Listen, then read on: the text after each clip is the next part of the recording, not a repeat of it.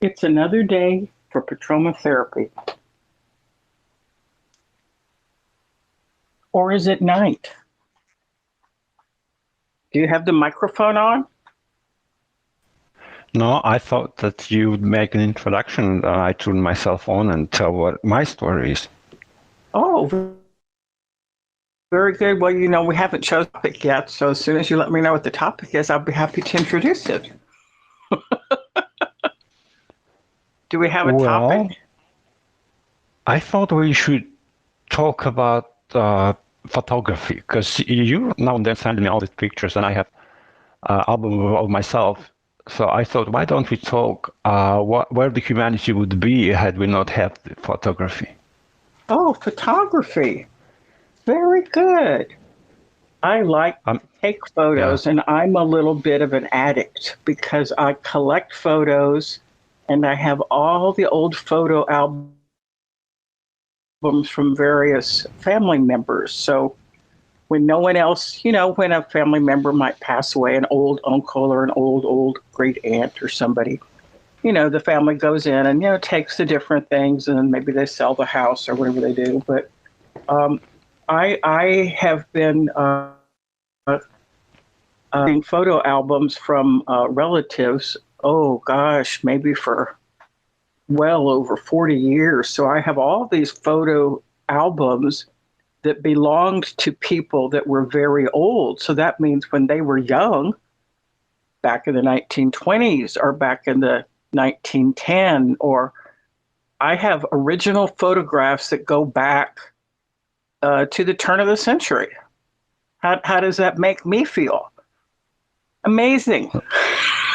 Yeah, I was gonna ask you, what's the oldest picture you have? You say that the oldest is 50 years old? Oh, it's older than that. I have some that are well over 100 years old. Oh, 100 years would only be, let's see, 2023 minus 100. Can you do math? 123. Would that be okay? Do you wanna make me do math? I mean, Aren't you, that's not what our episode aren't you is an about. accountant? No offense, but can you do any? Yeah, but I'm a bad accountant. That's You're not my supposed kind of racket.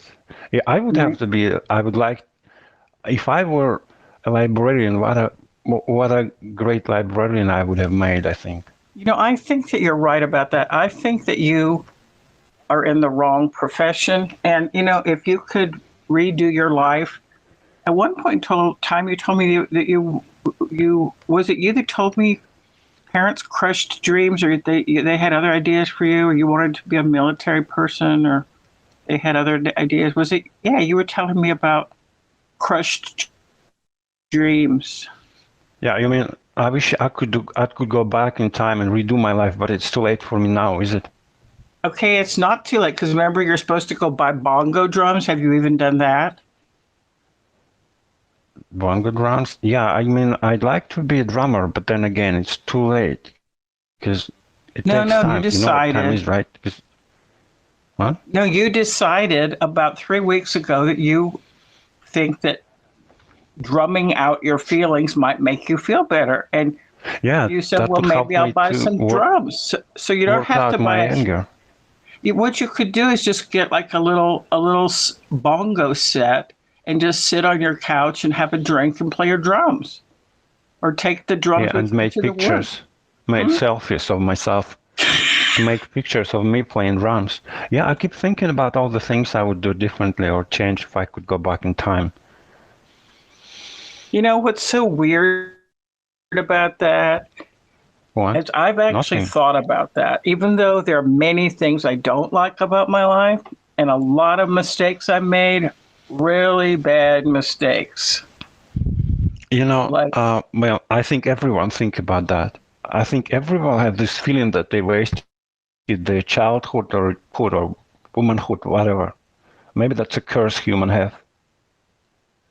well, I think that growing up all over the world made me who I am, and it also made me restless, and it also made me anxious, and it also made me excited about life. So I'm kind of used to being restless, anxious, excited, then also very depressed, because every time we would move, I would have an emotional crash because I had to leave all my friends. So, I was leaving San Antonio at the age of 2, and then at 5, and then at 7, and then at 17, and then at 15. But if I think back on it all, would I have rather just grown up in a nice little house in San Antonio and just went off to college and married some nice boy who had like a big piece of land, and I'm just like living happily ever after on a huge piece of road with horses and cows and gardens and trees and a river, an amazing husband and dogs? I mean, who would want that? It's interesting how we look back. I mean, every time we talk about what things we changed, we look back. But how about future? If you just look at the future with regards to the future, do you want to do things different now? Because then that one day in the future, you look back at now and say, well, why didn't you do things different now? Right now, right? While you still have the chance. Well, we talked several episodes ago about this saying, today is a good day to die. And it's from the movie Little Big Man with Dustin Hoffman. And I have been trying to live. It's hard. Like, I live maybe about 3 days at a time and think if I die, do I have any unfinished business? So if there's somebody I need to talk to, or somebody I need to go give a little present to, or like some certain bill I have to pay, or I just try to live like I'm going to die. I'm not joking. I'm saying that has brought me some happiness. Well, when you think of death, not that I'm looking forward to it, when I think of death, right? But still, it's a great order of things when it's natural. I'm not talking about drive-by shooting or something like that. But when it's in its own time, then I think that's the harmony, the peace in it. Yeah, what was I going to say? Yeah, I was going to say that I like the Chinese proverb, which runs like this. The best time to plant a tree was 20 years ago. The second best time is now. And I think, what would I have changed in order tomorrow? Just let us think about that a second. Don't speed on to the next thing. That is really, my mind is running on hyperdrive. You're trying to drive? No, my mind is on overkill. Oh, overkill. What have you had to drink? Coffee. Oh, yeah. Yeah, I know what you mean. I would like to share with you what I'm drinking. I'm having, it's kind of a tequila screwdriver, but it's not made with tequila. It's like a whiskey screwdriver. So it's a nice little glass, and it has a couple ice cubes in it. It has a shot of whiskey, and then it has orange juice on it. So you're screwdriving yourself? No, don't say that. It's just called you're having a screwdriver. It's just a screwdriver. It's just called a. Well, I don't know. You always stop me. You say, like, you can't expose yourself. You can't eat an ice cream or a woman, and now you can't screwdrive you. I don't say much, but those things I said is they're sort of words. Like, you've heard the expression, go F yourself, right? Well, screw is an expression for F. But I'm not saying you're screwing yourself. I'm saying you're screwdriving yourself. Just said that. Yeah, I said that only as an example, because I'm not saying the exact same thing. But anyway, I want you thinking of the future. I think the thing we are making now, the episode we're recording, is sort of like butterfly wings. They change the future somehow, our words and feelings and recordings. I don't know how, but it does change the future, doesn't it? Okay, go slow. You have to go slower, because I know what the reference to butterfly wings is, but can you explain to our audience what the butterfly wings situation is? Well, when you do some small things and it has an effect on the future. It has an effect on the world because everything is interconnected. So, for example, some little boys like to pull the wings off of butterflies. That's just like a stereotype. Or they like to I did that a pin lot when I butterflies. was a boy, and it still bugs me because I shouldn't have. I like killed butterflies in hundreds because there were so many of them, and they're kind of eating that cabbage stuff and stuff, crop. And I was allowed No, to I'm kill just them, but I imagining you still as a. think that the nature still has a grudge on me, and No, maybe I haven't I love fully. the idea of you're running through a cabbage field and like just tearing the wings off of butterflies. I also saw something the other day that said, okay, I don't want to depress you. Okay, just But you already have, so go on. no, just wait a second. I read this little, like these things pop up on your phone, different things for you to read. It just said something like 60% of all future mental illness is already showing symptoms by age 14. I think by age 10 would be more correct because sometimes I you think so too. see the picture of your classmates in first class in elementary school and you already know who's normal and who's not. Right. Yeah. But talking about butterfly wings, it's not wings, right? It's effect or something because when a minor change you do now showing itself like in the future and beginning. Yeah, for example, I new. decided that, since my blood pressure was high and I was not getting any younger, I should try to lose weight so that I wouldn't have so much pressure on my heart, so much, body to carry around. So I decided about 13 months ago, no alcohol, no sugar, no salt, and I had no coffee at my house. Now, I know that you know me, and those are the things that I have all the time. But what I'm saying, for about 13 months, I did not have any salt at home. I just would squeeze a lime or a lemon if I wanted something salty. I did not have any sugar at home. But if I went out with a friend to lunch and it was her birthday, I would have a little piece of cake. So I didn't 100% cut out of my diet, but just in my home, I made small changes. This is the butterfly wing. I made small changes. I also heard that coffee drives up blood pressure. So I would sort of try to go off coffee for a while, or I wouldn't have like 4 cups. I would have 1. So in about 13 months, I lost I probably lost almost 50 pounds, which was great. It was really, really great. And it was a day by day thing. But I didn't wake up thinking I'm on a diet.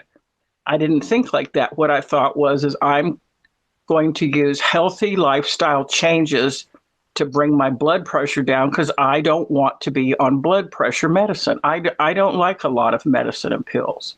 And when I went in for my checkup last week, I have a nurse practitioner who's tracking some of my health, and she said that I'm doing a great job. And she wanted to know why my blood pressure was so high. I said, because it's so hot outside and somebody stepped on my toe. But I mean, these small changes, like you could start drumming.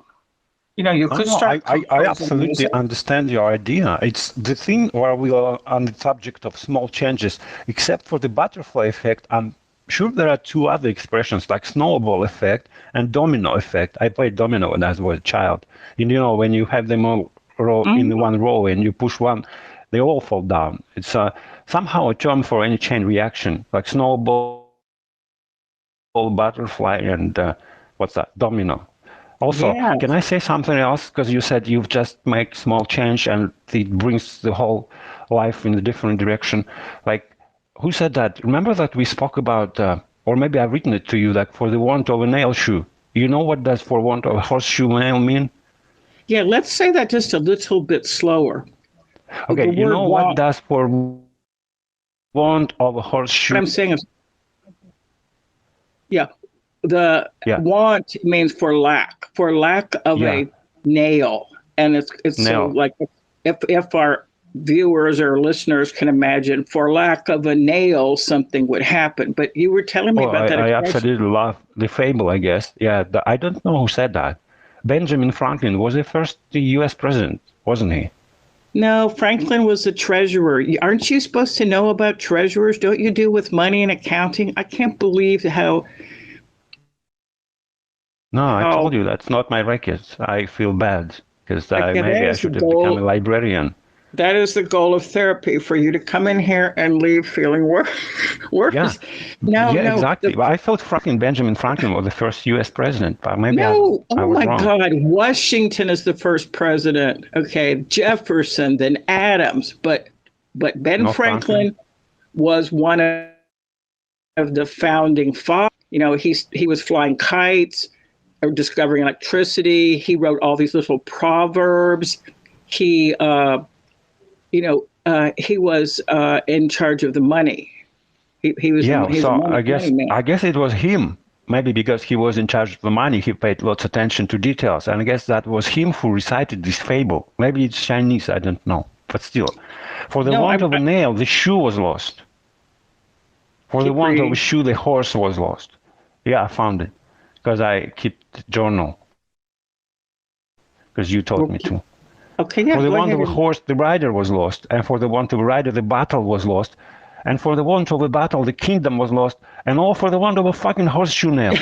Well, the F word, he isn't exactly there because Benjamin Franklin wouldn't have swear like that, but I like that. I like the F word because that Yes, you four can makes like me it. feel good. Yeah, you four can like that word. Yeah, So that was a lot. I heard of that, but I didn't know that it was Franklin. But I looked it up, Googled it, and it did show Franklin. But I remember it being something kind of like Genghis Khan or Charlemagne, or in the Middle Ages, some guys riding over mountains. So I looked Yeah, up a little bit more about it. I think in general it's attributed to Franklin, Benjamin Franklin, American founding, one of the founding fathers, American but president. not a president. But Well, the founding father, I mean, one of the 7 presidents. he's not a president. He's a founding father, just like, Hamilton was never a president. And you know, you need a history book. I You need, need to yes. go to the library. You need so much work. You're never going to get out of therapy. No. I guess the You signed up. photography episode goes well. Yeah, it's going really, Lots of really, photography. really well. Yeah. Well, we talked about that poem, "The Deeper Pain." To be born but not to shine. This is a Oh great yeah, pain. yeah. I'm To trying to write music on it so that it will become a song, but I'm not sure it'll be a good song or not. I mean the music, because the text. well, The lyrics is perfect. try not to think if things are going to be good and bad. Just do them, and then you'll find out after it Yeah. happens. Have you seen Star Wars? He said, Uh, "Try or not try, just do." Who was it? I guess the little guy, the green white, the alien. I guess that's how it went. Try or not try, just do. yeah, it's like a Nike. Just do it. Yeah, yeah, yeah. No, No, no, no, not. It has nothing to do it with has Nike. everything to do with Nike. So, like, okay, the thing is, we're both in therapy because we both are too smart and our works too fast. And then if we have alcohol or beer or coffee, it's even worse. So we'd like to Yes. invite our subscribers to cut back on the addictive substances in their life. No, I'm just kidding. No, Star Wars, yeah, Star Wars. I remember when I first saw it, I saw it in a big theater. I didn't see it on Netflix and I didn't see it at home. I saw it on a big screen. And when he's Do like, you remember that little guy called Yoda? I guess he said, yes, "Do." Yeah, he said, "Try not, do, or do not. There is no try." So maybe we should apply it to ourselves. well, I just remember from that film, Luke Skywalker like going through the maze, kind of like a labyrinth. This was one of the first Stevens, I guess it's Spielberg, right? Yeah, all the special effects. This was one of the first. It was kind of a breakthrough in special effects, and seeing it on a big screen was, just really, really amazing. But I Yeah, think you're right that Star our Wars, I guess, fears hold us back. 1980. Yeah, and we were kids in the Soviet Union. We were looking forward to see even one small series about the movie. which of course obviously you didn't have, and we fantasized about how it's all about the space, outer space, and the aliens, and it was so interesting. It And now was. It it's all was gone. really. Because when we were child, we thought that by 2020 we'd be living on Mars, and now what we're doing, we're like saving the planet. Well, we just had Father's Day in the United States, and I found a really cute card that I took a picture of, which I'm going to, it's related to Star Wars. So imagine that, you're a kid going around looking for a card for your dad, and the card has Yoda, Darth Vader, and R2D2 on it. So this is the cover of the card. It says, "To a dad who is wise as Yoda, as strong as Darth Vader, and as dedicated as R2D2." I thought that was such a nice Father's Day card. Now, my father is already buried and resting in a military cemetery, so I couldn't send him that. But I thought it was great. If you could be Yoda, Darth Vader, or R2D2, would you rather be wise, strong, or dedicated? I don't know. That's a hard choice. It's like paralysis by analysis. What would you be? Oh, me? I want to be Darth Vader. I like Darth Would you Vader. rather be known James as Earl wise Jones. or Why is intelligent? that? Would I like to be known as? No, I'm thinking Yeah, would about you it. rather be known as wise or or strong or intelligent? Well, a person who's wise generally doesn't brag about being wise, but I'm thinking I would love to go on a date with Darth Vader. The voice of James Earl Jones, that's hot. And he's strong. What is hot? Darth Vader, James Earl Jones, his voice is amazing. Yeah, I've And never. he's like Okay. heavy breathing. You know whose else voice is amazing? Yeah, Tina Fey. No, the guy. I only remember the last name. Friedman.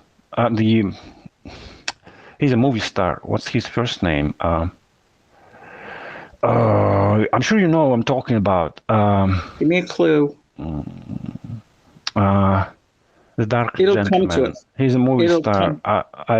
I respect Clint him very Eastwood. much. No, No, Clint Eastwood. Marlon Brando. Marlon Brando. No. Al Pacino. I love Al Pacino's voice. Morgan Freeman. That's who he is. Yes. You know who Morgan Oh, Freeman yes. is? Yeah. Yeah, his yes. voice is amazing. I think you Yeah, would have loved if he called Yeah, you sonorous and and like instead of honey. me. Yeah, man. Well, if you were black, like Who would you want to wish to call you I wish that if you you would had call a me. chance? No, Oh, me? I'm besides me. Yeah. Who would you Okay, want to who would I wish to wish? have a call from if you have a choice of unlimited choice? Oh, I'd like to get a text message from Stevie Ray Vaughan, who's a Texas blues guitarist. I'm also good with, B.B. King. I don't know about that.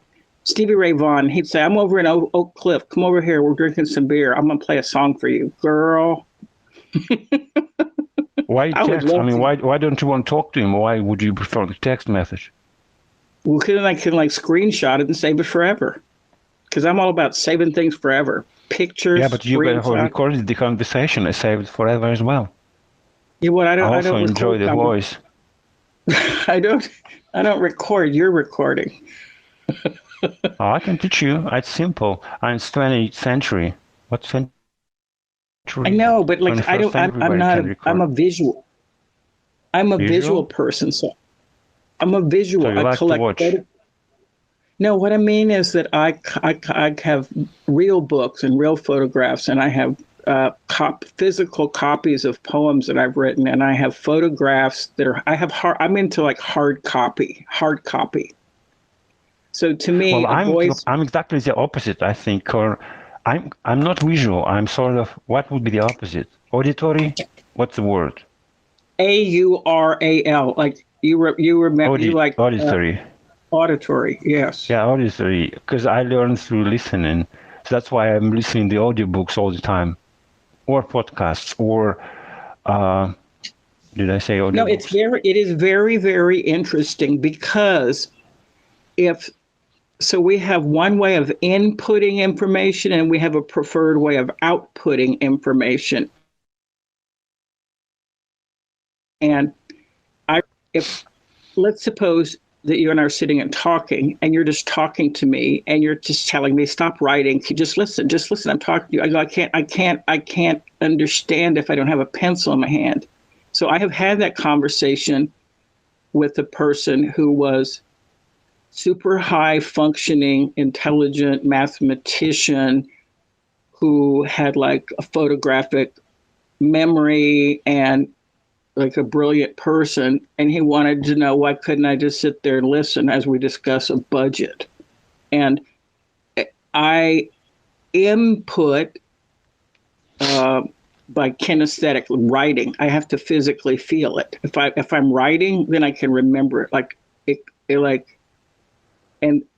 made me very nervous not to be able to take notes. Or when I would go to church and listen to Father Don, a very gifted orator, gave his little sermons at church, I would have a little small journal with me and sort of sit on the side where no one could really see me and take a few notes because I really wanted to remember some of his great metaphors or images. But I would love to have recorded all that because then I could sit around and listen to it. But you're right. We have our preferred methods. But you don't like to have a lot of stuff. You don't like to have like too many books and too many photographs and like messy stuff. You're a minimalist, maybe. You said you like to feel, and I think, well, what would you do? How would you feel? How would that make you feel if you were put into a sensory deprivation tank or no feelings? You cannot feel anything. Oh yes, I can, because I've memorized hundreds of poems recorded in my memory. I've always thought that the worst thing that could ever happen to me was to go blind because I couldn't read anymore. And my grandmother went blind because she had diabetes and they didn't know about insulin. And then my mother had macular degeneration, so she lost some of her sight. Like in my family, the women have a lot of eye problems. So I've always worried about losing my eyesight. So I have memorized hundreds and hundreds and hundreds of poems. So if you put me in a sensory deprivation area, I would want to know, why did you do that to me? Why did you do that? That I like I read it somewhere that some people use deprivation tank as a way to decompress, to rinse out all the negative emotions they have. I'm not sure it helps or not. No, they have that here because I know this very, very guy who goes into, well, he's worried about aging and he goes into this like oxygen replenishment tank, and you just go in there and they like put like dry ice fumes all over you, or I don't know, he does something like that. It's like he's like super high stressed out. He's a designer. He just goes into houses and like tells them what to buy. I guess, I don't know, consultant or something. But they have these things in Dallas where you go into these tanks and you just pay to lay there. Like that, to me, I hate that. Besides, it wouldn't be soft. It'd be like crawling into a coffin. And then in New York City, I read that in Manhattan, maybe about 8 years ago, they had this thing called dark eating. So you go into this really swanktastic restaurant that's dark, and you with your date, and you sit there, and it's in the dark, and then waiters and waitresses wearing black outfits will come and bring food and put it in front of you, but you can't see what it is, and you're just only focusing on savoring the food. So it's only one sense that's working, your sense of taste. I would fucking hate that. I got to have the lights on when I'm eating. Would you like that? Would you like to eat in the dark? Well, I do like, I like doing many things in the dark, but I'm not sure about if I like or not eating exact specifically? I don't know because I'm kind of picky and I like to know what's it's in front of me or what's on my fork. Or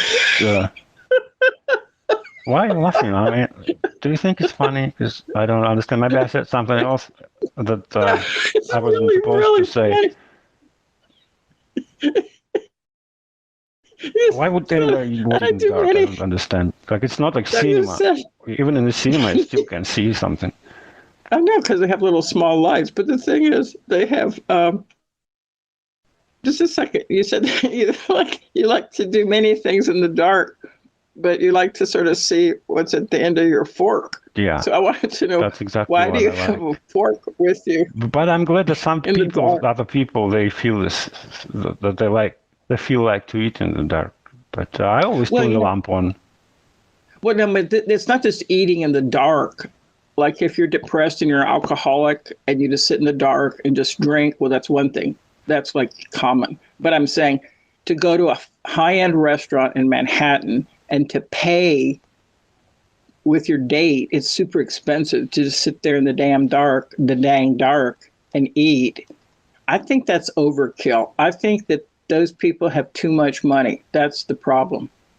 There are no homeless people who enjoy eating in the No, dark. I'm thinking maybe that hostess, not the hostess, who they call the assistants? How do you call the people who Servers, bring food?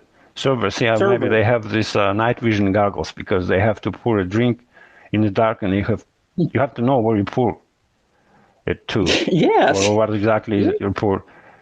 Well, they But also have this thing. They also have this thing called oxygen bars. So you go into like a little club or a little pub or something like little small. This is Manhattan. They probably have them in like Paris and London too, but I read about it in Manhattan because I was going up there twice a year. And oxygen bar, is that what? yeah, you go in and like everybody's beautiful and everyone has too much money and everyone is beautiful. And you go and you sit at the bar and then they put these little tubes in your nose and you can choose what flavor oxygen you want. So maybe you want like Finnish air, or it's cold and That's dry, not or you healthy want because healthy oxygen up the nostrils is not healthy because well, I don't oxygen, first remember. of all, is an oxidizer, right? It's crazy that we need it to survive, but still, I just know it's if called you want to oxygen. inhale the oxygen, you will kill all the cells inside your body, in the No, throat and lungs. I mean, okay, maybe that's some maybe euthanasia bar. no. What, what I mean is, I forgot how it was, but you go in there and you breathe you put these maybe little masks on. I couldn't remember if there were tubes up your nose or what, but just the whole idea of paying. Like, why don't you just go out into the country? Like, take a cab up to upstate New York and pick apples in an orchard. Like, do it more naturally. But there was this thing called an oxygen bar where you go in there and like the stress of living in Manhattan and you just need to, detox or like just have an hour off from your crazy life. And you would go into this oxygen bar and breathe some different kind of air. And maybe you could choose the air you wanted to breathe. It wasn't tubes up your nose, but something like that. Yeah, it's That's all probably these if you're things. smoking, if you smoke a cigarette. I'm not sure if you're smoking or not, but if you smoke No, a cigarette, you have this mild euphoric effect. So basically, they say that it's a cancer. You can't smoke these days. But oxygen, it's still unknown, I think. So they tell you that you will have the same effect, but only with much more health benefits because you don't inhale all the crazy stuff you have carcinogens. when you smoke a cigarette. Yeah, so maybe that's what people are after because they inhale oxygen to have this euphoria which they had Yes. when they smoked cigars. Also, you know that you smoke cigar, you don't inhale it. Keep it in the mouth and then breathe out. Yeah, I never smoked cigar, but I read about that. You did? I think you smoked a cigar. You once told me you smoked a cigar. Did you lie? Was it me? Yes, it was you. Or maybe you said you were thinking of smoking a cigar. Maybe I did once, but I inhaled, and I didn't smoke it right. I don't know. I just remember don't know. something you said. Because I didn't think of you as a person that would smoke cigars, but it's okay. They have these cigar bars here where, like, really. Oh, I went into one. I love boxes, like cigar boxes. I love boxes, all kinds of boxes, like lacquered boxes and porcelain boxes and like ceramic. I'm like a box addict. And I went with this friend of mine into this. This friend of mine knows I like boxes. His name is Leon. And he's from New Mexico. He goes, "Come here, I want you to see this place." I go, "What is it?" He goes, "Well, come here." So we were just walking down this little street in this kind of hipster part of town out in Bishop Arts. It's just on the other side of the Trinity River. So I'm on the east side near the lake, then there's downtown, then there's the river, and then there's Bishop Arts community. And we go into this place and it's like a cigar club. And you go in, there's these fabulous chairs and carpets. And then there's all these, like a really cool looking guy wearing an apron and a really cute girl. And then we walked around and then they had some cigar boxes for sale, like the empty cigar boxes. So I bought a few of those. But then they have like, remember when you were like in high school, you used to have a gym locker. You go there, you put your clothes, you change into your gym outfit. And then after you come back out, you unlock your locker and change and go back to class. So they had these lockers. This was probably right before the pandemic. Beautiful oak, a fabulous oak area. They had maybe about 20 of these little lockers, beautiful woodwork. And I go, "What's that?" And that's where people buy their cigars and put them in their cigar locker. And so when they come there with their friends, they go to their little cigar locker and they say, "Well, I have such and such, such and such." And then the other guy goes, "Well, I have such and such, such and such." And then they sit there and they brag about their cigars and they enjoy life. I thought that was pretty cool. Have you ever thought of doing that? No, but I remember that my granddad, he had a smoking pipe, and I really, really liked it. I still like the smoking pipe. I like how it looks because all the seawolves, they had these pipes, and when I have it, I think what would be if I were born 100 years ago, 200 years ago, and become a pirate, and had the smoking pipe. I also like smoking pipes because Native Americans, they always had this shared smoking pipe with their enemies when the battle was over. Not the battle, the war probably. And I thought, why would they do that? Because they killed each other for centuries, and then they sit.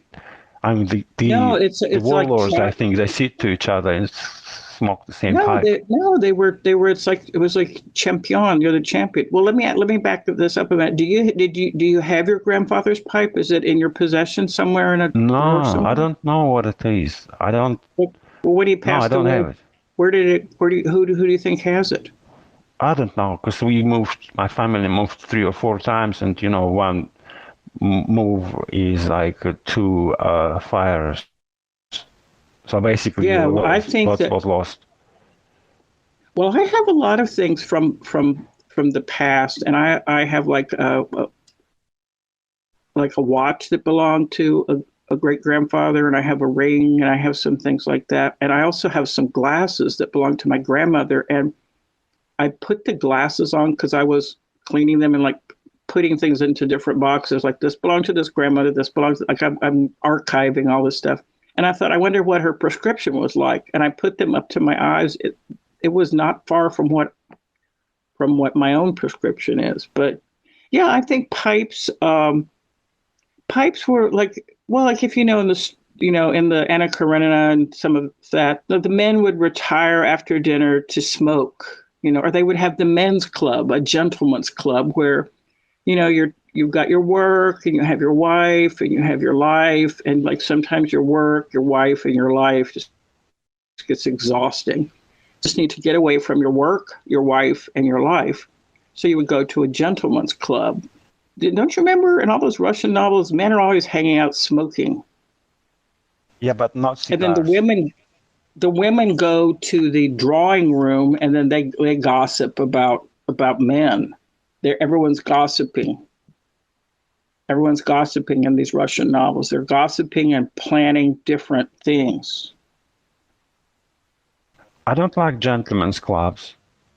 It's Well, I don't mean like somehow for no apparent reason it puts me off. It's like world without women kinda seems to be perverted a little bit. So if men want to get together, they should join the army or stuff, but not sit in a building okay, where well, women are not allowed and smoke cigars. And that's me. I'm not from high society. I wasn't born in. Okay. Well, first of all, the word gentleman's club nowadays in the year 2023 is something like Hooters. It's a place where you go with guys and they're sexy looking girls wearing little skimpy outfits who are going to like serve you drinks and flirt with you. So a gentleman's club is kind of just one step up from like a strip club. So in 2023 in the United States, the word gentleman's club is a way of saying like it's lunch and you're just going out with your work buddies and you're just going to look at some girls, but you're not going to a strip club and you got to eat something. So they bring you a hamburger. But I think that I have what I understood gentlemen's club was some kind of social club or of a type. Yes. Someone in the upper class people would set up. And yes, and I have back to the topic of or membership. Yeah, I have some old photographs that belong to my mother's father. Okay, it was in San Antonio. It was called the Casino Club, and no blacks were allowed, no Jews were allowed.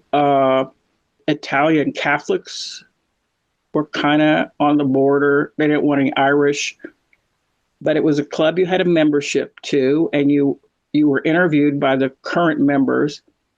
So the Casino Club was a place to go and gamble, to sit and drink, to talk about politics. And it's a beautiful old building in San Antonio, and several of my family members were members of the Casino Club. And actually this one great uncle, he had green eyes and he was very tall. So he looked Anglo. He didn't look Hispanic, but his actual name was De Los Santos Coy, which means of the saints. But they dropped De Los Santos and he just went by Dave Coy. So Dave Coy was part of the Casino Club. And this was a place where men would go. And like I said, play dominoes, or I guess they call it craps, where you throw the dice. What is that game called? You throw the dice? Yeah, I know that. I played that a lot when I was younger. So we're recommending Bones, of course. I don't remember what it's called. Pirates played a lot that too. Yeah, and so I have some old pictures of life back in the day. These old pictures remind me that not so long ago, maybe one or two generations ago, life was very different than it is now. Well, you keep saying man and gentleman. Is there a difference? Because I thought that gentleman's club and men's club are the same thing, but apparently to be a gentleman, to have a claim to the status of gentleman, you have to be born into upper society, right? Or you have to be voted in, or you have to have some blackmail on somebody to get in. You have to have, for example, the De Los Santos Coy was actually a Hispanic. Well, his family came into San Antonio from San Luis Potosí, from Veracruz, and then back into Andalusia, Spain. So the research that I've done, De Los Santos Coy, the Coys came from Spain. So they're tall, light colored eyes. They got on a boat. They came to Veracruz, then on wagons up into San Luis Potosi, and then up into San Antonio. So the word Mexican would refer to someone that's maybe a little bit shorter, perhaps a little bit darker. But somehow I got lost in this conversation. What are we talking about? That's because yeah. No, about where you were born. Yeah, your status. Your status. Like there's clubs now in Dallas. They've started doing these club special memberships that are very expensive to join. And what it's they like are, gym membership. The gym are very expensive gym membership. Yeah, I've seen these clubs. My friend Leon was showing me these. They're just, to join it just means you're someone. And so just to get the membership to it, like they kind of interview you and they look at your car and I guess you talk about your bank account, and you have to have really good hair, like really good hair, hair on your head. I don't know. I was asked because this friend of mine, Leon's a bartender. I go, what the hell is this? He goes, well, that's the such and such club. I go, what is it? Is it like a bar? He goes, no, it's like a men's club. I go, what does that mean? He was saying that it is a social club that you have to apply to join, and you may or may not be accepted. So, if you're Jewish, they aren't going to accept you. If you're, I don't know. I'm not a man. I don't join. That's why I think, I don't know, there are gentlemen's club now for sure, but I like gym membership way more. Like when I was gym like 2 weeks ago, it was almost empty because in the morning hours there's almost no one there, and I was like alone. I thought I'll use a treadmill just to warm myself up, and some woman deliberately, I think, chose the treadmill directly next to me, and I like that more The than treadmill was empty next to you? Well, all the treadmills were empty, and and that woman, she's chosen the treadmill, the empty treadmill next to me. Also, she could have chosen any other empty one. I thought if I were in a gentleman's club, that wouldn't have happened. Well, there might be a guy that chooses might be a guy who thinks like, oh, this guy is tall. It's like women only gyms, Remember, equivalent to gentleman club would be the women only gym. Well, I would hate that. Really? Well, the same. We know how I feel then. Because no, the thing when is, I say gentleman's club, the YMCA that I go there. Like, I don't like to sweat. Number one, I do not like to sweat. I do not like the treadmill because my life is a damn treadmill. Don't like the treadmill because the treadmill can like throw you off. And besides, the Y that I go to has beautiful, huge plate glass window that looks out into this garden. So I like to do the stationary bicycle, and like I have real long legs, so you have to set the length of like when you stretch your leg all the way down, my legs are long, so the bicycle has to be set to my body height. So I like that. I like the thigh press, and I like this other thing where you pull down these heavy weights and lift something. Like, it's not weight lifting, it's pull down. It's a pull down thing. But everybody there is beautiful because this is Lakewood. Everyone's beautiful. You should see the parking lot. The parking lot is like Lexus, Hummer, I even saw a Lamborghini. I've seen Corvettes, and I just drive up in my like Toyota. Like, hi, I'm here in my Toyota.